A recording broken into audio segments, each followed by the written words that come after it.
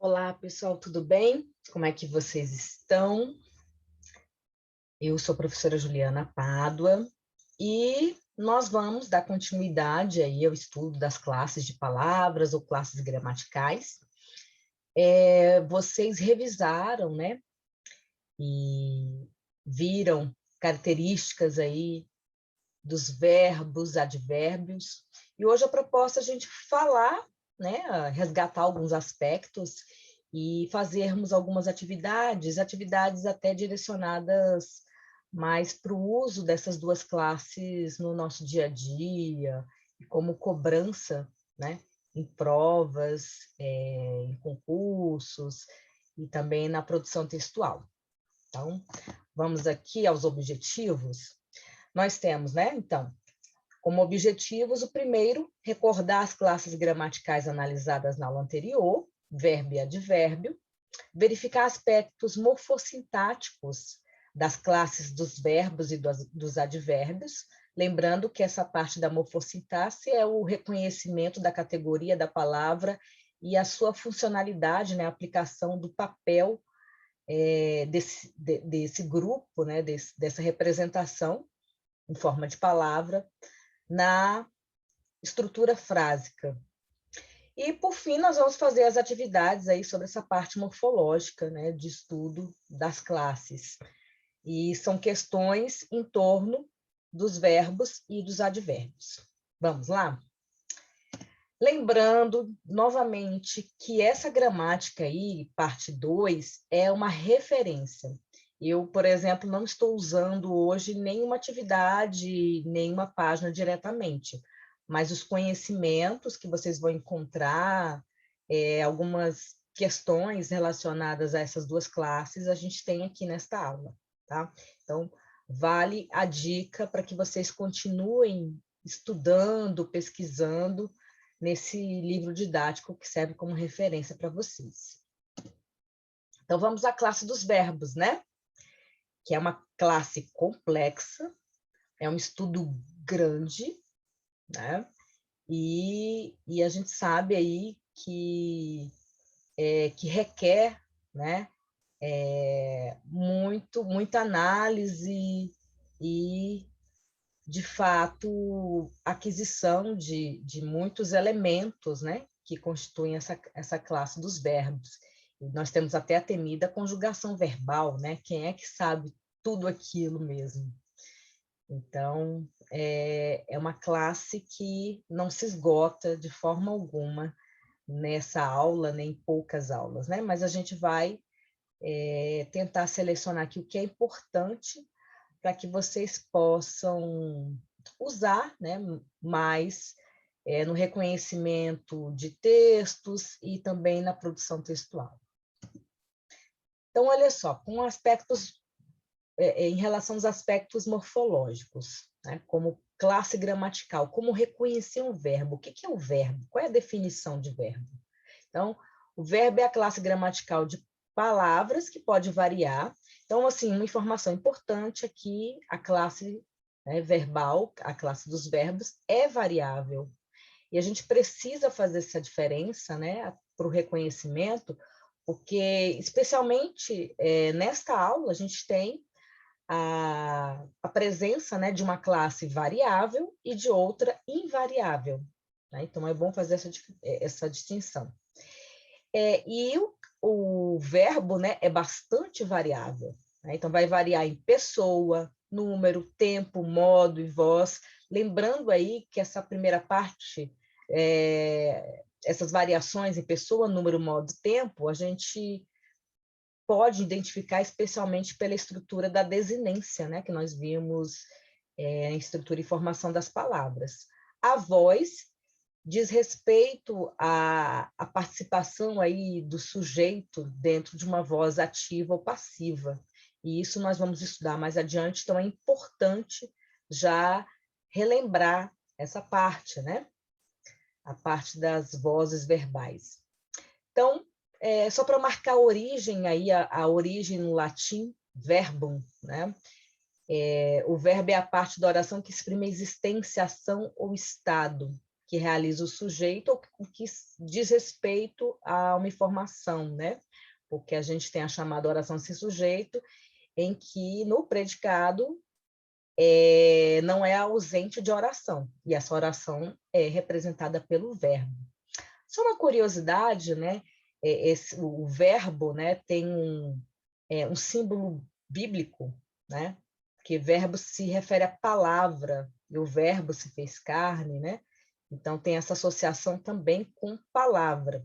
Só a título de curiosidade aqui, pensando nesse nome. O verbo concorda em pessoa e número com alguns dos seus complementos.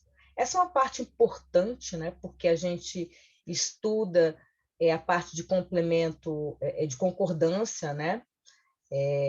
Concordância verbal, né? Então é importante esse conhecimento, né? E nem sempre uma lógica é assim, o verbo está no singular, necessariamente concorda com o sujeito também no singular. Tem algumas distinções, né? Algumas regras que diferenciam isso. Só para citar, né? Nós temos o verbo haver. Então, havia 50 alunos na sala. Por que não haviam 50 alunos? Né? Então, a ideia de uma oração sem sujeito que não se relaciona a uma referência, né? E que determina algo temporal, que é o caso do verbo haver, no sentido de existir, faz com que o verbo, né, por regra, esteja na terceira pessoa do singular. Então, eu digo, havia 30 alunos na sala e existiam. Né? Há essas questões, essas diferenças. No que diz respeito à língua portuguesa, regra geral concorda com o sujeito ou predicativo em número, pessoa e gênero, no caso do particípio passado. Né? Aqui há um esquema, né, sobre a flexão verbal, né, que se divide aí em modo, tempo, número, pessoa. Né? Então, o modo é o contexto em que acontece o verbo, ele pode ser se é o tempo que a gente chama da certeza, né? de uma referência mais certa, é o indicativo. Se eu tenho a possibilidade, né? Algo que pode acontecer ou não como projeção, e que depende de outras questões, eu tenho aí o modo subjuntivo. E quando eu tenho uma relação apelativa, injuntiva, né? O modo imperativo é esse que vai dar conta das ordens, né? Daquilo das determinações. Eu tenho aí o tempo, né? Então, tempo chamado passado pretérito, né? Preferencialmente pretérito, presente, futuro, e que vai se dividir em outros, né? Então, eu tenho aí um futuro do pretérito, parece tão paradoxal, né? O futuro do presente, né? E por aí vai. Número, singular, plural, né? E a pessoa também, importante, né? Situar a pessoa verbal, a primeira, a segunda ou terceira. Na produção textual de vocês, na redação, observem, né, se vocês conseguem manter a mesma pessoa verbal ali do início. Às vezes vocês começam na terceira pessoa do singular e passam para a primeira do plural, às vezes para a primeira do singular, e não fazem a concordância, né? Um verbo começa na primeira pessoa do plural, nós, e depois já passa para a terceira do singular. Então, essa mistura precisa ser verificada, né, e corrigida também. Tá? Então, esse processo de manter uma uniformidade verbal é importante, assim como a correlação verbal, que daqui a pouco a gente fala sobre isso. Então, vamos dar uma ênfase aí na conjugação do verbo, né? Então, as terminações e o verbo no infinitivo, né? Que é aquela identificação da forma ainda não conjugada. Então, na primeira conjugação, eu tenho aí a terminação, né? O a como vogal temática. Estudar, ficar, remar. A segunda conjugação é vender, escrever, temer, né, com a vogal temática E. E os verbos que terminam com I, partir, dormir e sorrir. Lembrando que os verbos terminados em OR, né, por, dispor, ficam na segunda conjugação. Se eu pego, por exemplo, o verbo por, ele vem, né, a origem, poere, então, que tinha uma vogal temática E, né, na sua constituição, e por isso que ele é enquadrado aí na segunda conjugação. Vamos às classes dos advérbios. Então, olha só, o advérbio é a palavra invariável que indica uma circunstância relacionada especialmente ao verbo, mas não só a ele, né? Eu também posso ter um advérbio modificando o valor de um adjetivo ou de outro advérbio ainda. Então, palavra invariável que indica circunstâncias, tempo, lugar, modo, etc. Modificando um verbo, meu pai acorda cedo. Esse cedo aí diz, é uma característica, né, de acordar. E cedo, né, revela tempo. Modificando um adjetivo, eu tenho, ela continua bastante animada. Então, aí o bastante, né, está fazendo uma referência, acrescentando algo sobre um adjetivo, né, animada, muito, com intensidade. E também modificando um outro advérbio, a mulher chegou cedo, cedo demais, né? Também aí intensificando, dando outro valor para esse advérbio, outro advérbio de tempo, né? Nós temos aqui a classificação dos advérbios que funciona especialmente a partir de um sentido, de um valor semântico. Isso é importante, tá? Então, essa classificação feita não a partir de uma variação da palavra, né? Mas de um sentido a partir da circunstância, né? Então, eu tenho uma circunstância de lugar, de tempo, ordem, modo, intensidade, afirmação, negação, dúvida, inclusão e exclusão. Aqui, né, sentidos dos verbos, dos advérbios, de uma forma, eu tenho nessa outra representação, né, menor aqui, as mais comuns, as classificações mais comuns, de afirmação, modo, negação, dúvida, tempo, lugar, intensidade, tá? Então, olha só, por exemplo, para a gente, né, às vezes, essa ideia de inclusão, exclusão, acaba sendo identificada até numa outra classificação, que são chamadas palavras denotativas, tá? Que eu vou apresentar só a título de curiosidade para vocês, que ora podem se identificar mais com na classe dos advérbios, ou às vezes pode aparecer como uma palavra denotativa que não é uma outra classe gramatical. Na realidade, são termos que não encontram lugar, né, dentro dessa categoria, tá?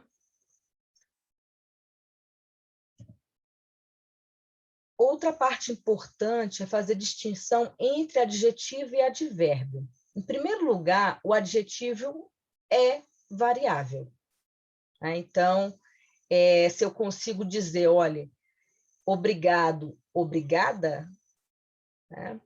Dependendo do gênero, isso aqui não pode ser advérbio, porque o advérbio é realmente invariável. Ou seja, o que significa dizer que é invariável? Que não vai para o plural e nem para a forma no feminino, né? Isso é invariável. Então, olha só, todos estavam alerta. Todos está no plural, mas a palavra continua no singular. E essa palavra é um advérbio. Biscoito integral possui menos calorias, razão pelo qual esse menos, né, aí em termos de intensidade, explica, né, a regra de não poder concordar com o nome calorias, né? Então a gente coloca que a palavra menos não tem uma existência no nosso léxico, né? Por essa razão, porque representa um advérbio, logo não vai para o feminino, tá? E aí nós temos também essa função já morfossintática do advérbio, que é sempre uma adjunta adverbial, né? Então, essa, essa função de atribuir circunstância, né, é de uma adjunta adverbial. No trabalho, né, adjunta adverbial de lugar, por causa dos alunos, sinto-me bem. Então, por causa dos alunos é uma causa. O verbo sinto-me, né, sentir, na realidade, o me aí como o pronome pessoal oblíquo, e o bem, né, é o modo de sentir. Então, todos esses elementos no trabalho, por causa dos alunos e bem, são adjuntos adverbiais. Tá? E aqui eu tenho outros exemplos. Na noite de Natal, em casa, o dono de Gaturro pede-lhe que não abra os presentes. Então, na noite de Natal, tempo, em casa, lugar. Né? 5 minutos depois, adjunta adverbial de tempo. Gaturro abre os presentes desesperadamente, como modo. Gaturro abriu os presentes por causa da ansiedade, que é uma causa. Pessoal, muito importante lembrar que numa frase, né, numa oração, num período, especialmente num período, né, eu tenho o que nós chamamos de ordem direta, né, que é o sujeito, o verbo e os complementos, ou o sujeito, o predicado. E quando essa ordem é rompida, eu normalmente preciso, né, demarcar ou marcar essa estrutura por meio de uma pontuação, por meio da vírgula. Então, vejo, quando a adjunta adverbial está fora do seu lugar, que é praticamente no final de uma oração, de um período, eu tenho que colocar vírgula. A gente coloca que os gramáticos, né, concordam, em sua maioria, com a ideia de que eu tenho a obrigação de colocar essa vírgula no início ou no meio com o adjunto adverbial, que a gente chama de maior monta, né, de maior tamanho. Então, por exemplo, aqui, com mais de 3, ou com 3 ou mais palavras. Na noite de Natal, obrigatoriamente tem vírgula. 5 minutos depois, também. Tá? Vejam que no último período, na última oração aí, eu não tenho a necessidade da vírgula, porque já o adjunto adverbial está na sua posição canônica, né? Determinada nessa estrutura que a gente diz de ordem direta. Só a título de curiosidade, algumas palavras denotativas que a gente não consegue exatamente encaixar aí dentro da categoria adverbial, né? Então, quando eu diz assim, embora eu tivesse lido o texto, esse embora é uma concessão. Mas na frase, foi embora daqui, como é que eu classifico exatamente? O isto é, por exemplo, e são palavras muito próximas do cotidiano, né, da oralidade até. O até, o inclusive, exceto, por exemplo, isto é, termos de retificação, termos explicativos, né? Mas, assim, isso aqui é curiosidade mesmo, nós não vamos, em nenhum momento, confundi-los, né? Pedir que vocês diferenciem palavras denotativas e advérbios, não tem isso, não. Só porque vocês podem encontrar esse termo por aí. E aí eu tenho aqui, né, para completar essa parte do verbo, né, a morfossintaxe do verbo, né, e pensar nessa função, né, que o verbo tem dentro de um período. E aí a gente vai para análise especialmente do predicado, do reconhecimento, que vai ser uma outra etapa com vocês, né? Para a gente estudar aí o predicado nominal, verbal, verbo nominal, né? Então vamos lá. Toda oração é organizada em torno de um verbo ou de uma locução verbal. Para identificar quantas orações há em um período, basta contar o número de verbos ou locuções, né? Então, para resgatar aí até a noção do que é uma oração. A oração não necessariamente tem sentido completo, o período sim, né? E o verbo sempre faz parte do predicado, que é a informação, né? A maioria dos verbos pode ser classificado como significativo, ou seja, transmitem algum tipo de informação sobre o sujeito a que se refere. Outros servem para estabelecer alguma relação entre o sujeito e uma diferença ali atribuída, como o caso do predicativo do sujeito, né?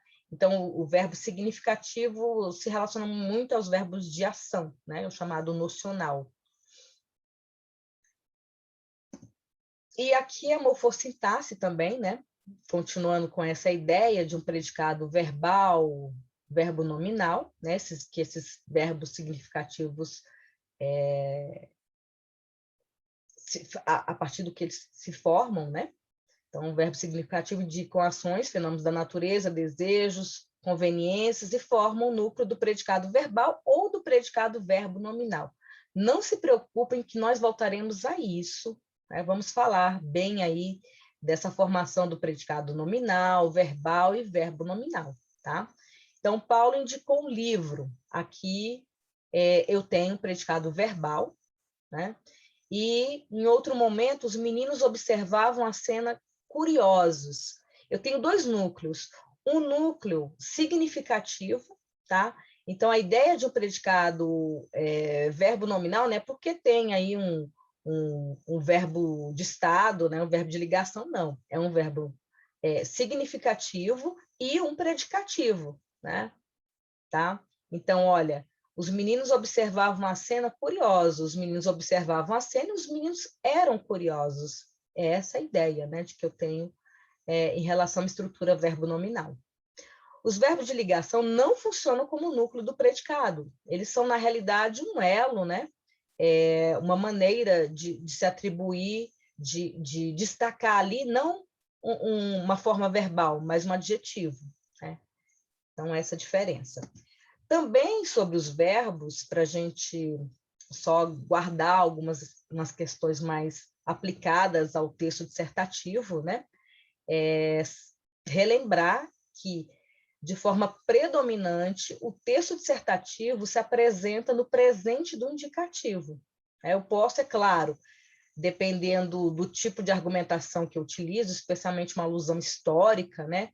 Apresentar aí verbos no passado, ou se eu quero fazer projeções ali na proposta de intervenção, eu vou usar no futuro, né? E lembrando que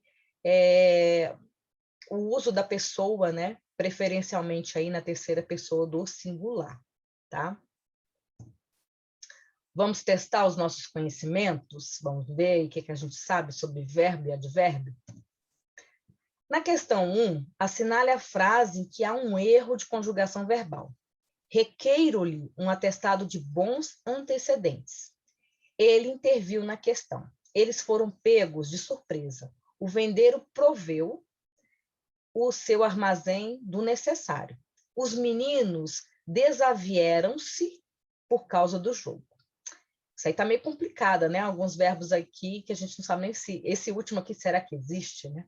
O que é desavieram? Esse desavieram-se, né, diz respeito a conflito, não se entendia, tá? E existe e está correto. Na realidade, o verbo aqui que apresenta erro é a letra B, interviu, porque vem do verbo vir, então é interveio. Tá? Então, essa é incorreta. Na questão 2, pede aí para a gente identificar o que não está na voz passiva. Como é que é a construção da voz passiva inicialmente? Né? Eu normalmente tenho um verbo na forma, no particípio, né? Essa é a maneira mais evidente de verificar, né, esse formato. E a ideia de um sujeito paciente, né? O atleta foi estrondosamente aclamado. Ele foi aclamado por alguém, né? E não foi ele exatamente quem fez a ação. Que exercício tão fácil de resolver. Será? Cadê o particípio aí? Fizeram-se apenas os reparos mais urgentes. Escolheu-se, infelizmente, o homem errado. Entreolharam-se agressivamente os dois competidores. Olha o que acontece. A mais evidente aí na voz passiva é a primeira, né? Aclamado porque tem o particípio. Mas quando eu coloco que exercício tão fácil de resolver é de ser resolvido, só porque eu reduzi a forma aí com infinitivo. Fizeram-se apenas os reparos, né, na forma sintética, os reparos foram feitos, né? Então, essa é a ideia também, podendo colocar no particípio. Escolheu-se, felizmente, o homem errado, foi escolhido. Agora, entreolharam-se, aí com uma ideia de reciprocidade, é que não está na voz passiva, tá? Com uma forma reflexiva. Na questão 3, considerando a necessidade de correlação entre tempos e modos verbais, assinale a alternativa em que ela foge às normas da língua escrita padrão. Vejam só, quando, por exemplo, eu digo se eu tivesse dinheiro, qual é a correlação verbal? Se eu tivesse, é uma possibilidade. Eu uso, então, um verbo no futuro do pretérito. Essa é a ideia do futuro do pretérito, que ele está condicionado a uma ideia do passado, para, de fato, acontecer. Eu viajaria se tivesse passaporte. Eu viajaria para o exterior se tivesse o passaporte. Algo desse tipo. Então, vamos ver aqui. Se a gente consegue identificar essa correlação verbal. A redação de um documento exige que a pessoa conheça uma fraseologia complexa e arcaizante. Exige e conheça. Né? Então, eu tenho no indicativo e que a pessoa conheça no subjuntivo. Para alguns professores, o ensino da língua portuguesa será sempre melhor se houver o domínio das regras de sintaxe. O ensino de português tornou-se mais dinâmico depois que textos de autores modernos foram introduzidos no currículo. O ensino de português já sofrera profundas modificações quando se organizou um simpósio nacional para discutir o assunto. Não fora coerção exercida pelos defensores do purismo linguístico. Todos teremos liberdade de expressão. Preste atenção a essa última questão aqui, não fora. Não fora a coerção é como se não fosse, na realidade, né? Não é não fora, não fosse. Se não fosse, é uma suposição. Então, essa que está incorreta aí. 4. Assinale a alternativa em que é incorreto flexionar o infinitivo. Então, o infinitivo, especialmente quando está já com o sujeito no plural flexionado, né? E eu tenho aí uma forma ou uma locução, né? Eu não vou variar, que vamos ver se a gente identifica, né? Eu já ia dando a resposta aqui. Importa entendermos a situação. Devemos provarmos o que dizemos. Para chegardes à igreja, ainda tereis de caminhar muito. É tempo de saberes, né? Tu saberes, de teus direitos. Até por uma questão eufônica, aí a questão do som, né? A letra B está incorreta. Devemos provar o que dizemos. Na questão 5, qual o valor do futuro do pretérito? O futuro do pretérito na frase: quando chegamos ao colégio em 1916, a cidade teria. Na realidade, o futuro do pretérito é o teria, né? Apenas uns 50 mil habitantes. Então, de novo, quando chegamos ao colégio em 1916, a cidade teria apenas uns 50 mil habitantes? Que ideia é essa? É um fato futuro anterior, apenas um fato futuro relacionado com o passado, uma suposição, né? Ou um fato mesmo já no passado. Então, nós temos aqui, até pela pergunta, né, pelo questionamento, uma suposição, uma suposição relativa ao momento passado.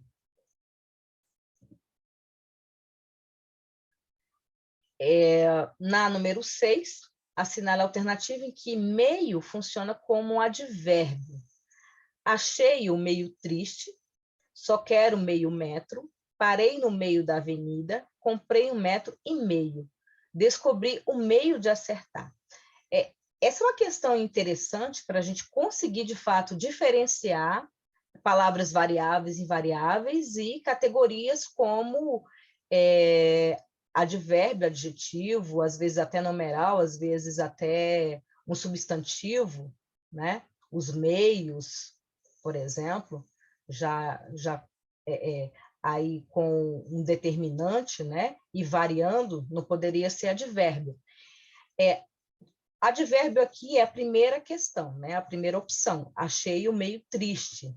Mas aí vamos verificar. Meio metro é a metade, né? Então, aí não é identificação de nenhuma circunstância. Esse primeiro meio aí, como advérbio, equivale a um tanto, né?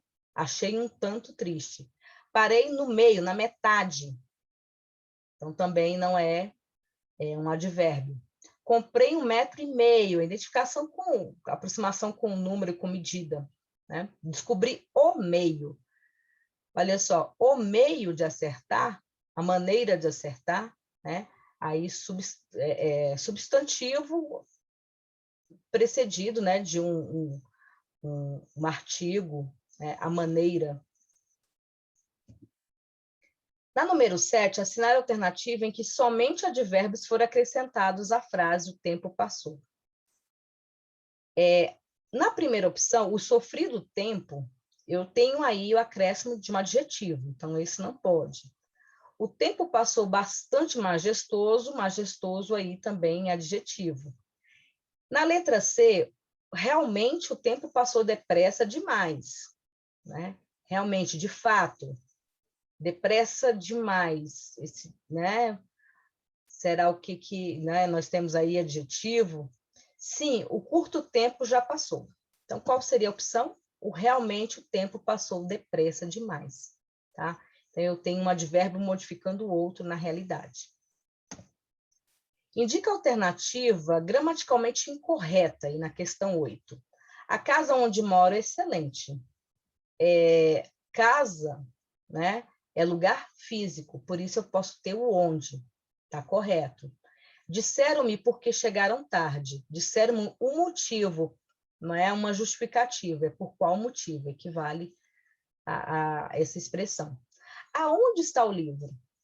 Olha só, gente, o aonde tem uma preposição que precede aí, né, o termo onde, e que indica deslocamento. Então, essa é a questão incorreta, tá? É bom o colégio de onde saímos, essa aí é só uma forma de contração, né? Colocando a preposição. E o sítio aonde vais é pequeno, aí sim eu posso ter o aonde, porque é deslocamento. Então, letra C, incorreta. Assinale a alternativa em que o advérbio não é empregado de modo enfático, sem o sentido negativo que lhe é próprio. A palavra, né, negativa e representativa do advérbio é o não. Então, olha, na época não existia internet nem computadores, o mundo era totalmente diferente. O não aí como negação. Não que eu seja contra livros, muito pelo contrário. Quase metade das descobertas científicas surgiu não da lógica, mas da simples observação. Até agora, né, eu tenho o valor de negativa. Quantas vezes não participamos de uma reunião e alguém diz, vamos parar de discutir? Será que esse não aí tem esse sentido de negação? Quantas vezes a gente simplesmente não enxerga a questão?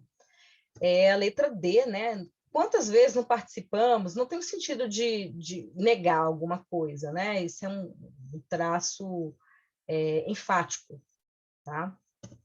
E a última questão aqui que nós temos, olha só. Ainda que endureçamos os nossos corações diante da vergonha e da desgraça experimentadas pelas vítimas, o ônus do analfabetismo é muito alto para todos os demais. é parte aí de uma discussão reflexiva a modelo de uma dissertação, né, esse trecho. E aí eu quero saber se essa locução, né, a locução adverbial, ainda que, e o advérbio muito, porque é uma palavra só, né, quais são os sentidos estabelecidos por essas duas expressões, essas duas palavras? O ainda que é restrição, causa, tempo, concessão, condição? Ainda que, né? Pensar aí, tempo não é, parece às vezes condição, será? E muito. O muito já tem um indicativo, né? Que é a intensidade, aí fica mais fácil. Concessão e intensidade. Eu vou terminar aqui com o sentido de palavra, né, que é também verbo, e tem aqui uma concepção lírica, poética do Acapoeta, né, que em outro momento nós já até falamos com vocês sobre esse jovem escritor, poeta de Brasília, e ele diz assim: palavra, substantivo feminino. É arma, é escudo, é pedido de desculpa. É do que é feito cartas de amor. É ingrediente principal de uma boa conversa. É um punhado de letras se abraçando. É a melhor amiga do poeta. É a mãe da literatura, usada da forma errada, tortura, nas mãos do escritor. Certo, cura. É, na humilde opinião de Albus Dumbledore, nossa inesgotável fonte de magia. É isso, obrigada aí pela paciência. Até a próxima aula, gente. Tudo de bom para vocês.